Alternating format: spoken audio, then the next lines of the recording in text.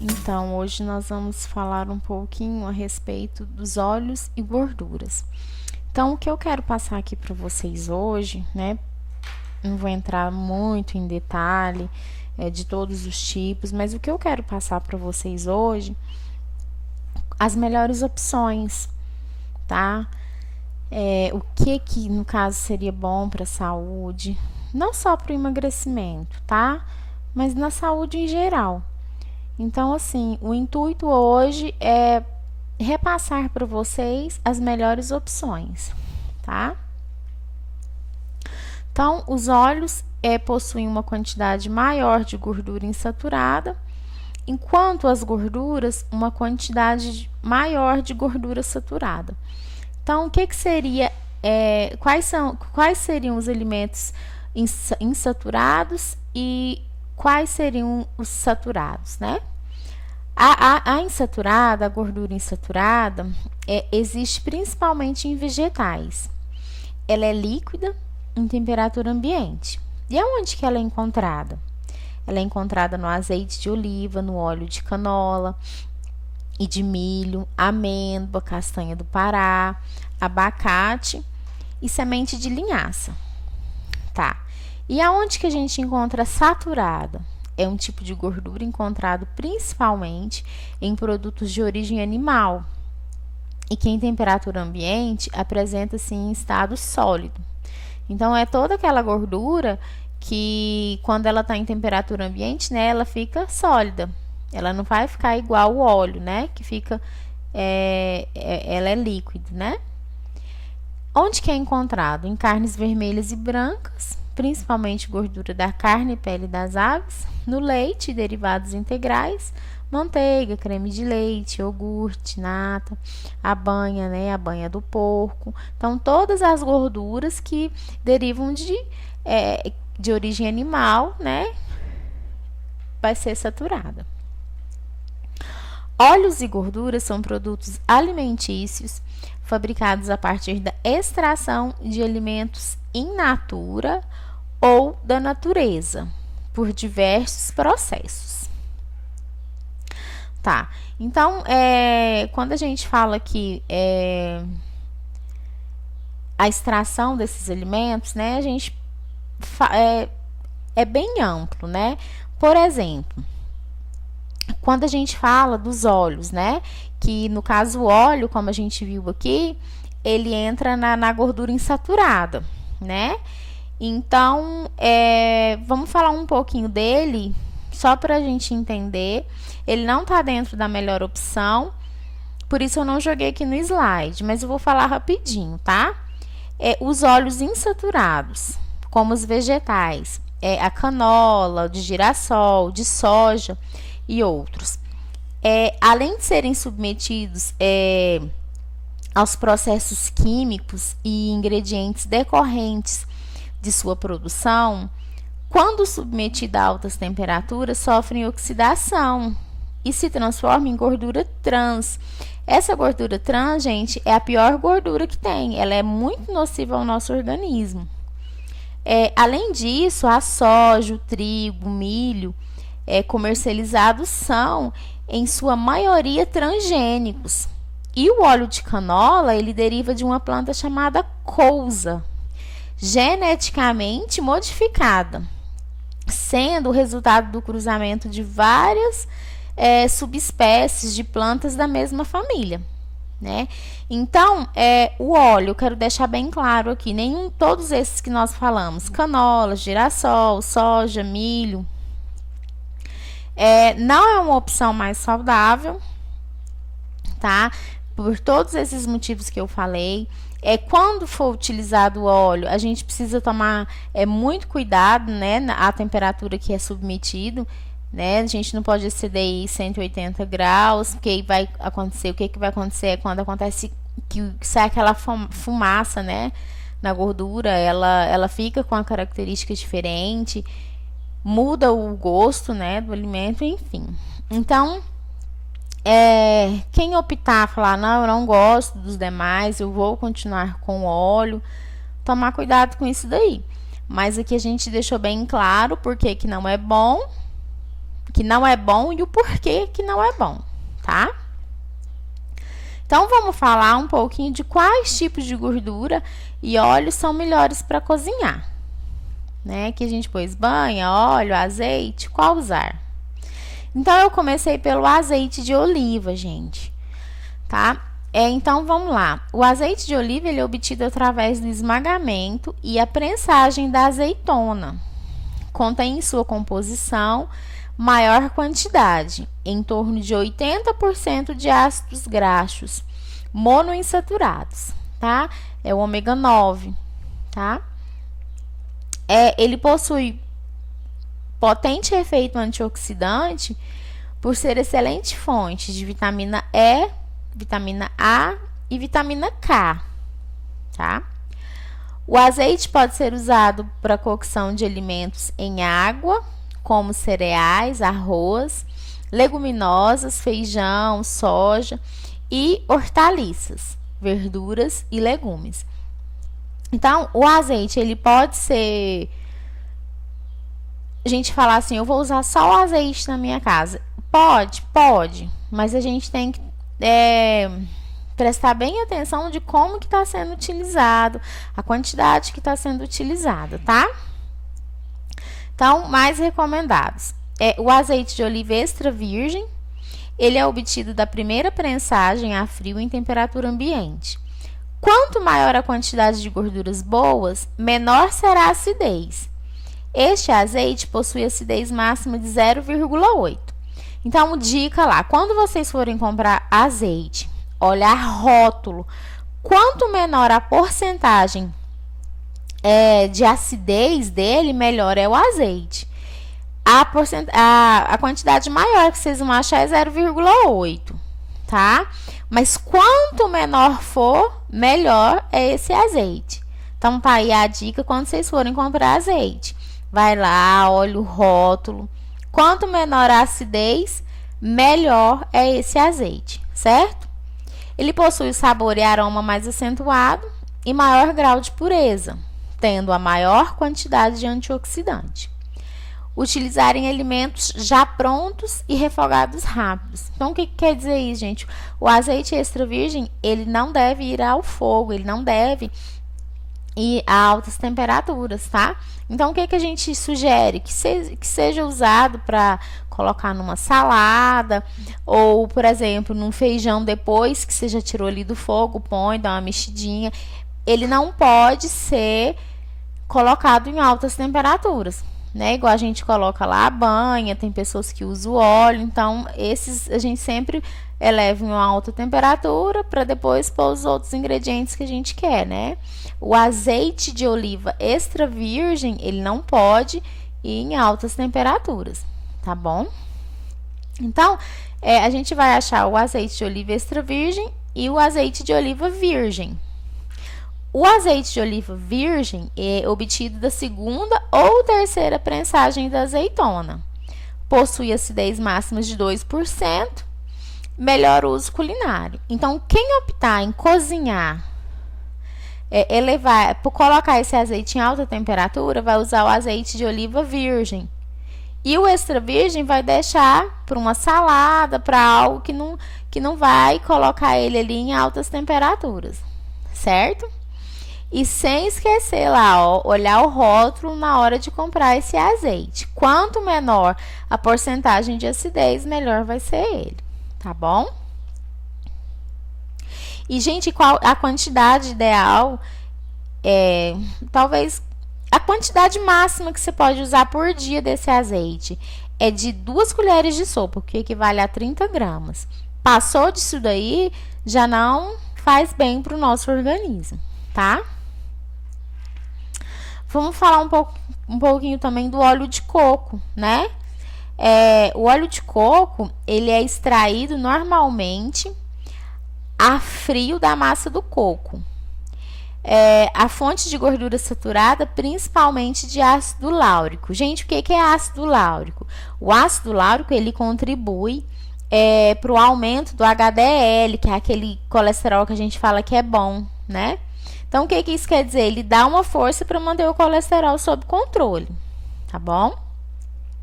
O óleo de coco é uma exceção por ser fonte principalmente de ácido láurico, um ácido graxo de cadeia média que pode ser conservado por longos períodos sem necessidade de refrigeração. Então ele fica mais tempo aí, né? A durabilidade dele aí fora, sem refrigerar, enfim, é muito maior do que os demais, tá? Diferentemente das demais gorduras saturadas, os ácidos graxos de cadeia média são rapidamente absorvidos no intestino, transportados pela veia porta para o fígado, onde são rapidamente utilizados como energia. Não participam do ciclo do colesterol e não são armazenados no tecido adiposo. Então, o que quer dizer isso, gente? Eles são metabolizados diretamente no fígado e convertidos em energia, que, caso não seja gasto, não se acumula em forma de gordura, como os demais óleos, as demais gorduras. Então, ele não vai ser acumulado em forma de gordura no seu corpo, ele vai ser utilizado como energia, tá? E qual que é as formas de utilização desse óleo de coco, tá? Ele pode ser utilizado para finalizar os pratos quentes, promovendo sabor e aromas suaves a pratos como arroz e peixes. Então, gente, é para finalizar esse prato, tá? Em sua versão extra virgem, pode ser utilizado como tempero de saladas também. Pode ser usado na preparação de bolos e tortas. Então, você pode estar trocando lá o bolo. Onde a receita fala que é para pôr óleo, vocês podem colocar o óleo de coco, tá? Onde fala que é para pôr óleo vegetal, né? Aquele óleo de milho, soja, canola, enfim. Vocês podem fazer a troca pelo óleo de coco nos bolos e nas tortas. Pode ser misturado em iogurte, sucos ou vitaminas. Então, você pode estar batendo esse óleo de coco ali num suco, numa vitamina, tá? Colocar no iogurte também. Até no café, gente, ele pode ser usado, tá? Você pode estar usando ali, fazer seu café normalmente, sem açúcar, e pôr o óleo de coco e bater no liquidificador e tomar, tá? É uma dica também. O óleo de coco não é muito recomendado para ser usado em frituras, pois além de ser um uso pouco saudável, né, frituras, pode deixar os alimentos com gosto de coco. Gente, qual que seria a quantidade, né, para usar diário? Não pode exceder uma colher de sopa, tá? Uma colher de sopa rasa. Então, isso tudo a gente tem que olhar. Quais outros tipos de gordura estão sendo usados no decorrer do dia, né? A gente tem que ter esse controle aí. Mas não pode exceder uma colher de sopa rasa, que aí já vai estar, ao invés de ajudar, já vai estar atrapalhando, tá? Mas eu quero deixar aqui bem claro, nessa questão aqui, que o óleo de coco, ele é metabolizado diretamente no fígado, né? Então, ele vai ser convertido em energia, o que não vai ficar armazenado lá no nosso corpo, caso a gente não gaste, né? Ele não vai ser acumulado como as demais gorduras, certo? Vamos falar também um pouquinho da manteiga, né? O que é a manteiga? Ela é bem conhecida, né? Não é difícil de fazer, a gente consegue fazer até em casa, né? Então, é um creme pasteurizado derivado exclusivamente do leite de vaca. Possui 80% de gordura, lactose, água e sal. Composta predominantemente por gorduras saturadas, né? Então, é a gordurinha lá legal. É fonte de vitamina A, E e vitamina B12. Gente, e qual que é a quantidade ideal que a gente pode usar por dia para não estar atrapalhando, né? A nossa saúde, enfim. 8 gramas, gente. O que significa 8 gramas de manteiga? É a ponta da faca. Então, essa fotinha aí retrata bem a pontinha da faca, 8 gramas, tá? Não pode exceder isso daí. E nada de usar margarina. Quem tá usando margarina, gente, vamos trocar, vamos usar manteiga de leite, tá bom? E Agora a gente vai falar da banha de porco, né? É uma gordura que resiste bem a altas temperaturas, sem liberar componentes tóxicos, diferente do óleo de soja, de milho, de canola, né? Que se a gente deixar uma temperatura muito elevada, vai liberar componentes tóxicos, né? Não é o caso da banha. A banha a gente pode deixar uma temperatura mais elevada. Ela tem gorduras boas e o seu consumo moderado não aumenta os níveis de colesterol ruim no sangue, que é o colesterol que é o chamado LDL. Anteriormente a gente falou do HDL, que é o bom, né? Que o óleo de coco ajuda a gente a contribui, né, para o aumento desse HDL, que são as gorduras boas, lá vai contribuir para o aumento dele, porque o HDL a gente tem que ter ele mais altinho, que é o bom.